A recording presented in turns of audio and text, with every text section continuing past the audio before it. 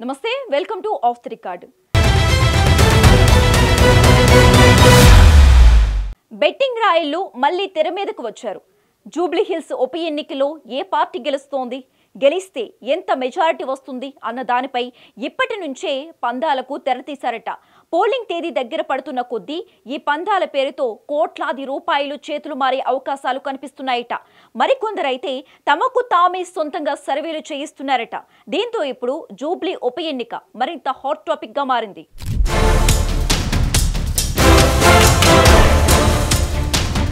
తెలుగు రాష్ట్రాలలో ఇప్పుడు Jubilee hills ఉప ఎన్నికపై జోరుగా చర్చ జరుగుతోంది. ఇటు అధికార కాంగ్రెస్, అటు ప్రతిపక్ష బీఆర్ఎస్ పార్టీలకు ప్రతిష్టాత్మకంగా మారిన ఈ ఉప ఎన్నికపై ప్రతి చోట జోరుగా చర్చ జరుగుతోంది. ఇక ఈ రెండు పార్టీలకు కూడా అందొచ్చిన ప్రతి అవకాశాన్ని వదులుకోవటం లేదు. అంతేకాదు సీఎం రేవంత్ రెడ్డికి డూ ఆర్ డై అన్న చందంగా జూబ్లీ ఉప ఎన్నిక మారింది. ఇక కేటీఆర్ కూడా ఈ ఉప ఎన్నికల్లో గెలిచి సిట్టింగ్ సీటు చేయిచారిపోకుండా చూసుకోవటమే కాకుండా రేవంత్ ప్రభుత్వాన్ని ఇరకాటంలో పెట్టాలని డిసైడ్ అయ్యారు. అందుకే ప్రచారం, పోల్ మేనేజ్మెంట్ అంశాలను స్వయంగా పర్యవేక్షిస్తున్నారట.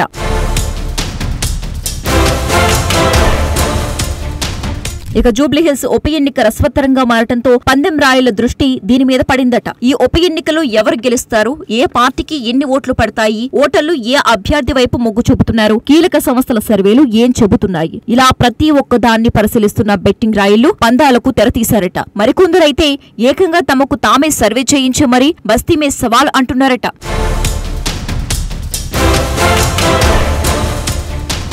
ఇప్పటికే జూబ్లీ హిల్స్ బైపోల్ మీద దాదాపు 500 కోట్ల రూపాయల పందాలు జరిగినట్లు ప్రచారం జరుగుతోంది. అలాగే ఈ వారం చివరికి అది రెట్టింపయ్యే అవకాశం కూడా ఉందట. మరో విషయం ఏంటంటే పార్టీలు తమ అభ్యర్థులను ప్రకటించక ముందే ఏ పార్టీ ఎవరికి టికెట్ ఇస్తుంది అన్న దానిపై కూడా బెట్టింగ్ జరిగినట్లు తెలుస్తోంది. ఇప్పుడు బెట్టింగ్ మొత్తం ఎవరు గెలుస్తారు, గెలిస్తే మెజారిటీ ఎంత వస్తుంది అన్న దానితో పాటు రెండవ స్థానంలో ఏ పార్టీ ఉంటుంది అన్న పాయింట్ మీద కూడా పందెం జోరుగా జరుగుతున్నట్లు ప్రచారం జరుగుతోంది.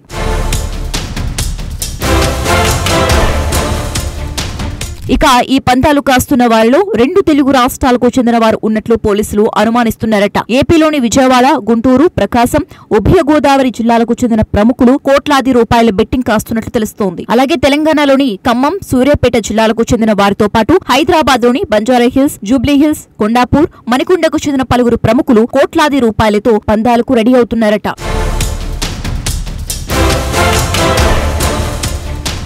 ఇక ఈ పొలిటికల్ పందెంలో ఆర్ట్స్ కూడా చెబుతున్నారట బెట్టింగ్ రాయిళ్లు. నోటిఫికేషన్ విడుదలైన మొదట్లో ఓ పార్టీ గెలుస్తుందని 10 రూపాయల బెట్టింగ్ వేస్తే గెలిచిన తర్వాత 100 రూపాయలు వస్తాయి, ఓడితే 10 రూపాయలు పోతాయన్నదే వారి పాలసీగా తెలుస్తోంది. ఇక తాజాగా ఆర్ట్స్ సీన్ మారిపోయిందట. 10 రూపాయలకి 60 రూపాయలుగా కొందరు చెబుతుంటే 10 రూపాయలకు 30 రూపాయలంటూ మరికొందరు కాయ రాజా కాయ అంటున్నారట.